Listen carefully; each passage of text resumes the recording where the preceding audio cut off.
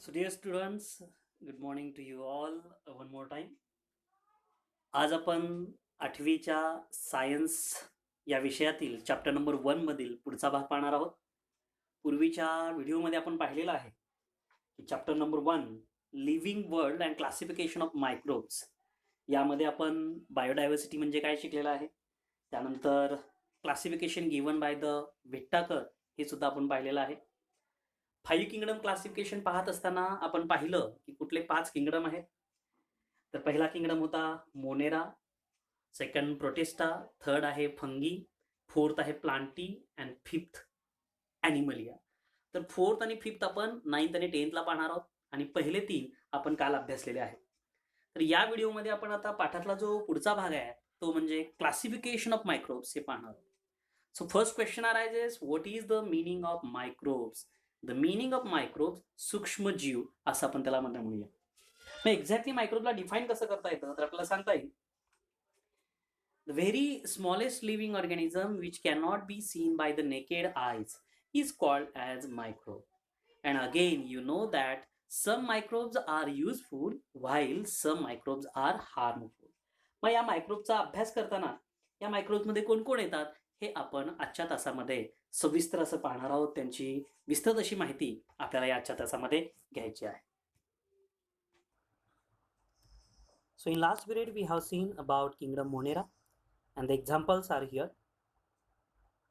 That which belongs to the kingdom Monera, you can see that Clostridium is there. ताकामध्ये आढळणारा जो मुख्य सूक्ष्मजीव आहे त्याला आपण किंगडम मोनेरामध्ये घेणार आहोत. त्याचा आपण इथे विचार केलेला आहे बॅक्टेरिया आपण त्याला म्हणूया. त्याच्यानंतर किंगडम 2 मध्ये आपण पाहिलेला आहे पॅरामेशियम, अमिबा, युग्लिना आणि किंगडम 3 फंगीमध्ये आपण पाहिलेला आहे. एक्झॅक्टली फंगी म्हणजे काय असतं, ज्याला की आपण मराठीमध्ये बुरशी असं म्हणतो. So on today, as I told you, we are going to talk about the next point, that is classification of microbes. Among the living organisms, microorganisms are largest in number, hence they are classified as follows. म्हणजे पृथ्वी तलावर जे living organisms आहेत याचा आपण जर विचार केला तर मायक्रोबची संख्या फार मोठी आहे, ते फार जास्त प्रमाणामध्ये आहेत असं आपल्याला सांगतात. So how the microorganisms are classified? They are classified as, you can see here, that the prokaryotes and the eukaryotes. Again, मागच्या तासामध्ये मी तुम्हाला सांगितलं होतं की प्रोकॅरियोट्स म्हणजे कोणते, आदिकेंद्रकी, आणि युकॅरियोट्स म्हणजे दृश्य केंद्रकी. प्रोकॅरियोटिकमध्ये आपण सांगितलं होतं की नो न्यूक्लियस आणि युकॅरियोट्स मध्ये सांगितलं होतं की द न्यूक्लियस इज एनक्लोज्ड. अशा पद्धतीने ह्या दोन्हीमध्ये आपण परत क्लासिफिकेशन केलं तर प्रोकॅरियोट्स मध्ये कोण येतात, बॅक्टेरिया येतात आणि युकॅरियोट्स मध्ये परत 3 त्या ठिकाणी सब क्लासेस आहेत, प्रोटिस्टा, फंगी आणि अल्गी. मग याचा विचार आपण जर चार्ट नुसार केला तर आपण आता डिटेलमध्ये पाहूया की एक्झॅक्टली बॅक्टेरिया म्हणजे काय. So now see here the bacteria example is given, that coccus, coccobacillus, bacillus, spirillum and vibrio. Unicellular independent parasitic organisms are nothing but the bacteria. आता पॅरासिटिक म्हणजे काय, जे की परजीवी आहे. यांच्या जर साईजचा आपण विचार केला तर ती साईज खूप लहान आहे, it's very small, that is 1 micrometer to 10 micrometer. Again sometimes many bacteria together forms colonies. हे बॅक्टेरिया कधी कधी कॉलनी तयार करतात, म्हणजे त्यांची संख्या फार जास्त होती. Bacterial cell is prokaryotic with cell wall, but distinct nucleus or cell organelles are absent. म्हणजे कधी कधी यांच्या सेलमध्ये काय असतात, प्रोकॅरियोट्स असतात आपण जर विचार केला तर, पण यांच्यामध्ये न्यूक्लियस मात्र स्पष्टपणे दिसत नाही, म्हणूनच ते प्रोकॅरियोट्स आहे. They reproduce by simple binary fission. Amoeba जसं एकापासून 2 होतो तसंच बायनरी फिजनद्वारे हे मायक्रोब्स काय होतात, रिप्रोडक्शन करतात. In favorable condition, bacteria grow vigorously and can double their number in 20 minutes. What does it mean? It means bacteria favourable जर condition असेल तर फार लवकर त्याची ग्रोथ करतात आणि अगदी 20 मिनिटांमध्ये आहे त्या संख्येच्या दुप्पट होतात. म्हणजे समजा 20 बॅक्टेरिया आहेत तर 20 मिनिटांमध्ये ते 40 होतील, अशा रेटनं त्यांचा त्या ठिकाणी ग्रोथ होते. यानंतर आपल्या लक्षामध्ये घ्यायचं आहे नेक्स्ट सेकंड, ज्याला की आपण पाहिलेलं आहे एक्झाम्पल, that is प्रोटोझोआ. प्रोटोझोआमध्ये कोण दिसतंय पहिल्यांदा? पॅरामेशियम. त्याच्यानंतर काय? एन्टॉमिबा असं पण त्याला म्हणतोय. नंतर आहे प्लाझ्मोडियम आणि नंतर आहे सॅक्रोमायसिस. ही चित्र आपण एकदा पाहून घ्यायचे आहेत. नंतर आहे कॉलरा आणि त्याच्यानंतर आहे विल्ट व्हायरस. आता प्रोटोझोआमध्ये याच्यापैकी कोणाचा समावेश होतो? प्रोटोझोआ काय करतात, कसे असतात याचा आपण विचार करू. First of all their size is approximately 200 micrometer and they found in soil, fresh water and sea water. म्हणजे जवळपास सगळीकडेच आहेत. जसं की खाऱ्या पाण्यामध्ये आहेत, साध्या पाण्यामध्ये आहेत, मातीमध्ये सुद्धा ते आढळून येतात. And they some of them found in the body of organisms and are pathogenic. कधी कधी ते शरीरामध्ये सुद्धा आढळतात आणि रोग निर्माण करणाऱ्यापैकी ते असतात. These are unicellular organisms with eukaryotic cell. परत त्यांचे सेल्स कसे आहेत? ते युकॅरियोटिक आहे. म्हणजे न्यूक्लियस कसा नाही आहे? डिस्टिंक्ट नाही. There is great variation in cell structure, organs of locomotion etcetera. त्यांचं स्ट्रक्चर वेगळं आहे. हालचाल करण्यासाठी त्यांच्याकडे वेगवेगळे ऑर्गन्स आहेत, त्याच्यामध्ये फरक आहे. एक्झाम्पल अमिबा, पॅरामेशियम, नंतर आहे entamoeba, euglena etcetera. Third number is your fungi. The size of fungi is approximately 10 micrometer to 100 micrometer and they found on decaying organic matter and dead bodies.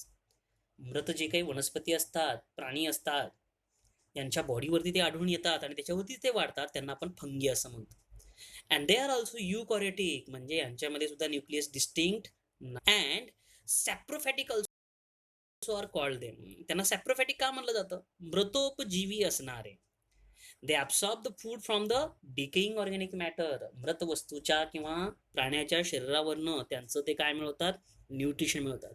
They reproduce sexually and asexually by cell division or by budding. Next आपण लक्षामध्ये घेतला तर algae. The size of algae is approximately 10 micrometre to 100 micrometre. They are aquatic, म्हणजे definitely हे पाण्यामध्ये आढळून येतात. Eukaryotic, unicellular आणि autotrophic. What is the meaning of autotrophic? स्वतःचं अन्न स्वतः बनवणारे, त्यांना आपण ॲटोट्रॉपिक ऑर्गॅनिझम्स असं म्हणतो. Photosynthesis is carried out with help of chloroplast present in the cell. ज्या अर्थी वनस्पती स्वतःचं अन्न स्वतः बनवतात, त्यांच्या शरीरामध्ये फोटोसिंथेसिस प्रक्रिया घडवण्यासाठी क्लोरोप्लास्ट असतो आणि ते या अल्गीमध्ये सुद्धा दिसून येतं. Very few species of algae are unicellular and most of them are multicellular. त्यांच्यापैकी अल्गीचे फार कमी असे म्हणजे स्पेसीज आहेत जे की युनिसेल्युलर आहेत, नाहीतर नॉर्मली अल्गी हे मल्टीसेल्युलर असतात. Now here we are talking about the number 5th, the last one, that is the viruses. their size is approximately 10 nanometer to 100 nanometer. म्हणजे मायक्रोमीटरकडनं आपण आता नॅनोमीटरकडे आलो. साईज थोडी थोडी काय होत चाललेली आहे? वाढत चाललेली आहे. Generally viruses are not considered as living organism और they are said to be organisms at the edge of living and non living. They are studied under microbiology. म्हणजे बेसिकली व्हायरस हा सजीव नाहीच आहे असं म्हटलं जातं, किंवा सजीव आणि निर्जीव यांच्या दोघांच्या मधला जो टप्पा आहे त्या ठिकाणी त्यांची जागा येते असं आपल्याला व्हायरसबद्दल म्हणता येईल.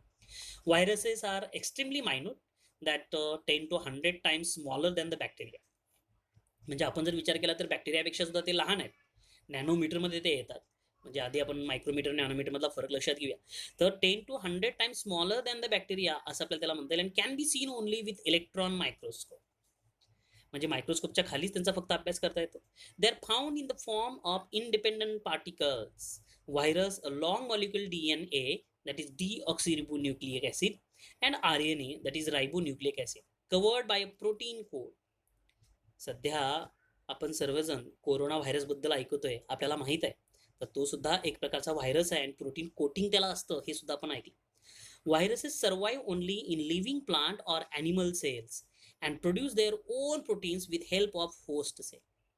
म्हणजे जर व्हायरस एखाद्या प्राण्याच्या किंवा वनस्पतीच्या शरीरामध्ये गेला आणि त्याने जर त्याची जागा निर्माण केली, तर तो त्या वनस्पतीच्या किंवा प्राण्याच्या शरीरामधनं त्याला पाहिजे ते न्यूट्रिशन मिळवतो आणि त्याची प्रोटीनची संख्या वाढवत जातो किंवा प्रोटीन तो तयार करतो. Then they destroy the host cell आणि त्या सेलला मात्र तो मारून टाकतो. म्हणूनच व्हायरस हे जीवाला सुद्धा, सजीवाच्या किंवा ऑर्गॅनिझमच्या धोकादायक असतात हे आपण लक्षात घेऊ. Viruses cause many diseases to plants and animals हे आपल्याला माहीत आहे. आणि सध्या जर आपण विचार केला तर आपल्याला माहिती आहे सर्वांना की कोरोना व्हायरस ज्याच्यामुळे मोठ्या प्रमाणामध्ये आपण सगळेजण त्रस्त आहोत, तर तो सुद्धा एक प्रकारचा व्हायरस आहे. In this way, today we have seen about the classification of micro organisms, ज्याच्यामध्ये प्रोकॅरियोट्स, युकॅरियोट्स. परत आपण बॅक्टेरिया म्हणजे काय पाहिलं. युकॅरियोट्समध्ये प्रोटोझोआ आहे, ज्याला आपण प्रोटिस्टा असं म्हणूया. त्याच्यानंतर आहे फंगी, नंतर आहे अल्गी, आणि दुसरा एक जो टप्पा आहे तो आहे व्हायरसेस.